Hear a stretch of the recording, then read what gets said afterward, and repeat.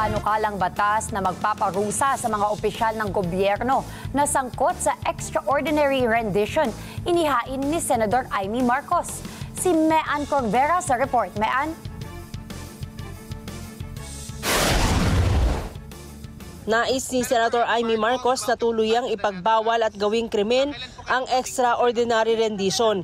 Ito ang persahang pagpapatapon sa ibang bansa sa isang opisyal o mamamayan ng Pilipinas na inaakusahan sa ibang bansa gaya ng nangyari kay Pangulong Rodrigo Duterte nang hindi dumadaan sa legal na proseso sa bansa.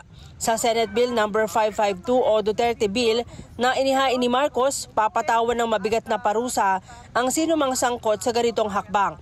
Iginit ng senador na labag sa saligang batas ang ginawa ng mga opisyal ng gobyerno nang ipatapon sa International Criminal Court ang dating Pangulo dahil sa umano'y mga kaso ng extrajudicial killings, gayong wala naman siyang kinakaharap na kaso sa Pilipinas. At ito ang nagpaparusa at ginagawang krimen, ang extraordinary rendition. Hindi na dapat maulit ito nangyari kay Presidente na kinidnap siya at dinala rito sa ibang bansa.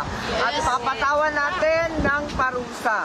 Wala tayong masasabi dahil yung ICC ang may proseso sila na kanila, pero para sa atin sa Pilipinas, labag din sa ating batas ang nangyari.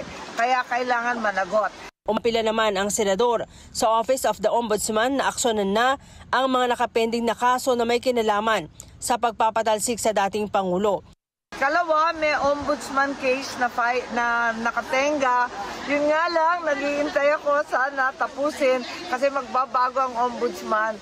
Kinakabahan ako, baka hindi na dinggin. Ganun pa man, dalhin natin yung kaso at pursigihin natin para managot ang talagang nag-utos nitong kababalaghan. Si Marcos ay kasalukuyang nasa dahig kasama si Vice President Sara Duterte.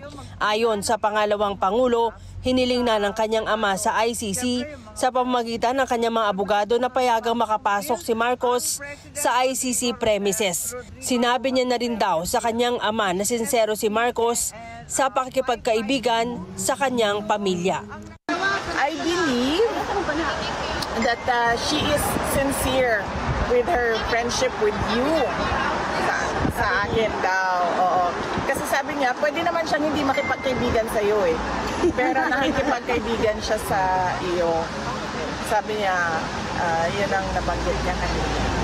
Mean Corvera para sa Mata ng Agila, matatag, matapang, matapat.